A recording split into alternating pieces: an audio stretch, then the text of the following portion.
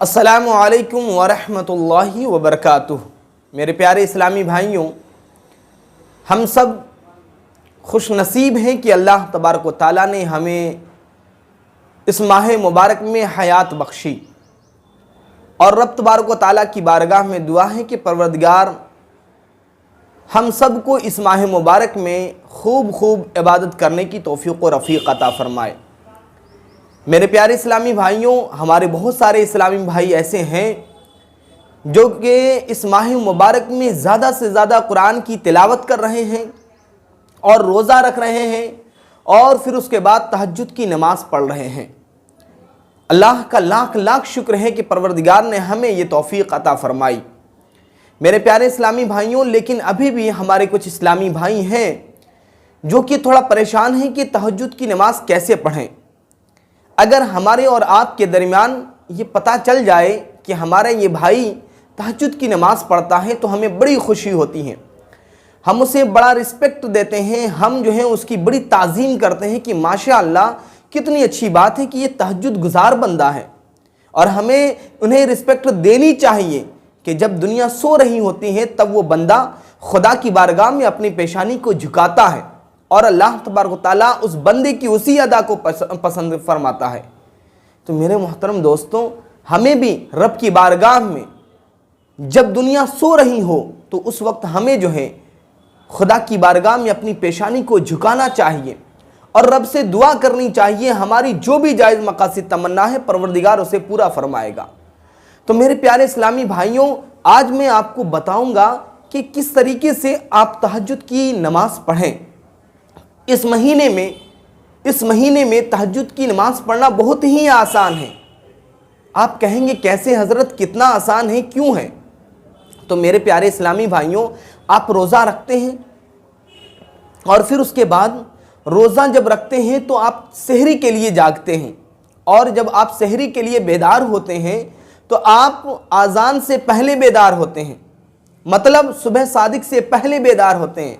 तो जाहिर सी बात है, जब आप सुबह सादिक से पहले बेदार होते हैं तो उस वक्त आप जो है तहज्जुद की नमाज़ पढ़ सकते हैं। अब सवाल ये उठेगा कि तहज्जुद की नमाज़ पढ़ें कैसे? कोई बड़ी बात नहीं, आप 2 रिकात, 4 रिकात, 6 रिकात, 8 रिकात आप पढ़ सकते हैं, कोई दिक्कत नहीं है। किस तरीके से पढ़ें? जिस तरीके से आप जो है नॉर्मल नफल नमाज पढ़ते हैं और नियत करते हैं उसी तरीके से आप तहज्जुद की नमाज़ पढ़ेंगे। अगर हमारे किसी इस्लामी भाई या बहन को एक सूरत याद है तो वो उसी सूरत को हर रिकात में रिपीट कर सकते हैं। और आप नियत किस तरीके से करेंगे? आप नियत इस तरीके से करें, अगर आप 4 रिकात पढ़ने वाले हैं या 6 रिकात पढ़ने वाले हैं या 8 रिकात पढ़ने वाले हैं, तो नियत जो है, ये मैं बारहा अपने वीडियोस में बताता हूँ कि नियत जो है ये दिल के इरादे का नाम है। अगर किसी ने ये दिल से ये नियत कर लिया कि मैं ये 4 रिकात जो है तहज्जुद की नमाज़ पढ़ने जा रहा हूँ, इतना काफ़ी है, या पढ़ने जा रही हूँ, इतना काफ़ी है। अगर किसी ने ज़बान से अदा नहीं किया तो कोई दिक्कत नहीं है, उसकी नमाज हो जाएगी। तो आप अगर 4 रिकात पढ़ने वाले हैं तो इतना नियत कर लें कि मैं जो है 4 रिकात तहज्जुद की नमाज़ पढ़ने के लिए जा रहा हूँ या 4 रिकात तहज्जुद की नमाज़ पढ़ने के लिए जा रही हूँ। इस तरीके से आप नियत करें। फिर नियत करने के बाद आप अलहम्दुलिल्लाह शरीफ जो नमाज का जो प्रोसेस है उस तरीके से आप पूरा करें। फिर अलहम्दुलिल्लाह शरीफ के बाद सूरह फातिहा के बाद आप सूरत मिलाएं। तो ये ज़रूरी नहीं है कि आपको 10 सूरत याद हो तभी आप पढ़ें, ऐसा नहीं है।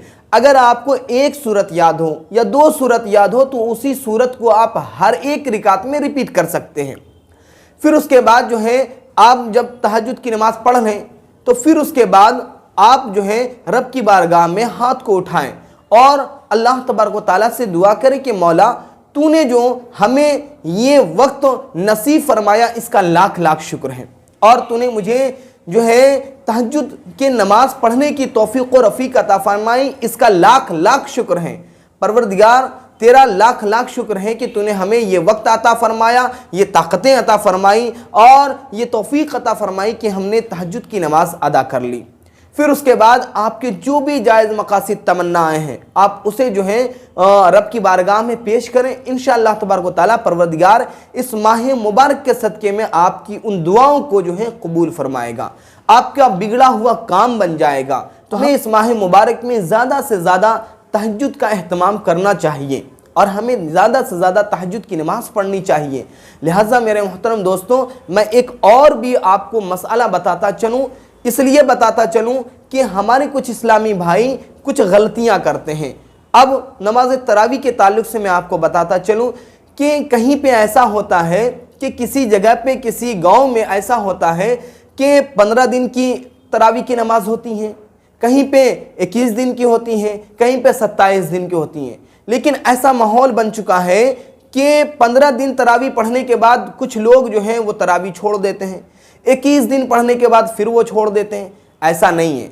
जिस तरीके से आपकी 15 दिन की तरावी मुकम्मल हो गई, तो ऐसा नहीं है कि अब जो है तरावी मुकम्मल हो गई, अब पढ़ी नहीं जाएगी। तरावी अब पढ़ी जाएगी, बल्कि 29 दिन तक, मतलब चांद दिखने से पहले पहले तक तरावी पढ़ी जाती हैं। लिहाजा जो हमारे इस्लामी भाइयों के जहन में ये कन्फ्यूज़न है कि 15 ही दिन की तरावी होती है या 21 ही दिन की तरावी होती है, ऐसा नहीं है। बल्कि आप जो है 29 दिन तक जो है, मतलब चांद रात तक तरावी का एहतमाम करें। जो लोग तरावी छोड़ देते हैं वो गलतियां करते हैं, उन्हें तरावी नहीं छोड़नी चाहिए, उनको ये चांद रात तक एहतमाम करना चाहिए। मोहतरम नाज़रीन किराम, मुझे उम्मीद है कि आपको ये वीडियो अच्छा लगा होगा और सवाब की नीयत से आप इस वीडियो को शेयर करें ताकि हमारे तमाम इस्लामी भाई इस मसाले से जागरूक हों और जो है और वो 15 दिन या 21 दिन के अलावा भी तरावी का एहतमाम करें। अस्सलामु अलैकुम वरहमतुल्लाहि वबरकातुहू।